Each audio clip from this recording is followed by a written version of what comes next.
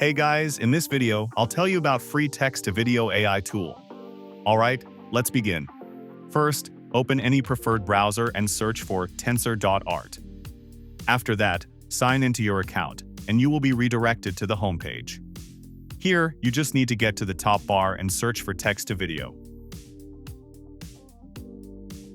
Once done, access the AI tab and a bunch of search results will be displayed. Now, you can select any preferred tool from here. After selecting the AI, some of its example generations will start displaying. Now you just need to enter the preferred prompt, select the target FPS, and then give it a go.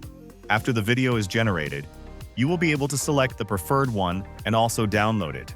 So that's basically all about the free text-to-video AI tool. And that's it for this video. If you find this helpful, consider subscribing and giving this a big thumbs up. Thanks.